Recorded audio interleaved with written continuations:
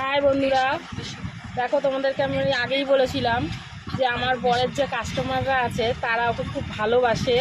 তারা তাদের গাছে যা যা ফল হয় তা ওকে দিয়ে খায়, মানে আমার বাড়িতে আসে একটা দুটো করে, যাই হোক।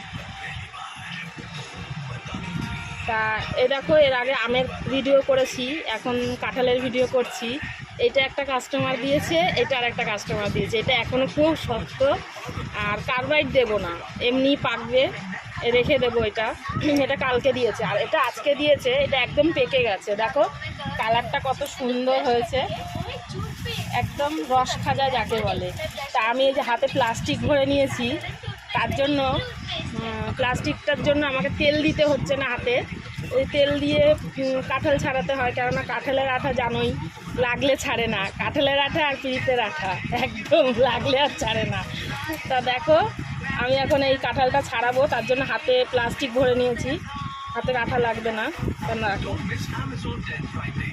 তোমাদেরকে ছাড়িয়ে দেখাচ্ছি। এই দেখো,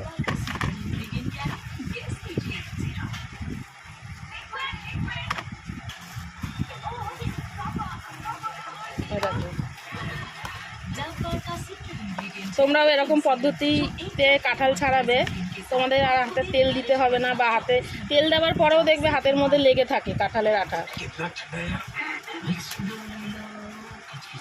আইডিয়াটা কেমন হয়েছে অবশ্যই তোমরা জানিও।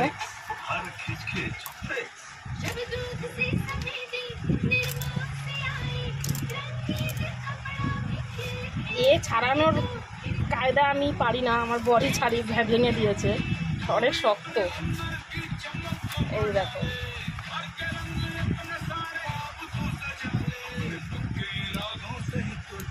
কাঁঠালের কোয়াগুলোও সুন্দর, একদম খুব সুন্দর কাঁঠালগুলো, একদম দেখো খুবই সুন্দর কাঁঠালগুলো। তো রাখছি বন্ধুরা, সবাই ভালো থেকো, সুস্থ থেকো।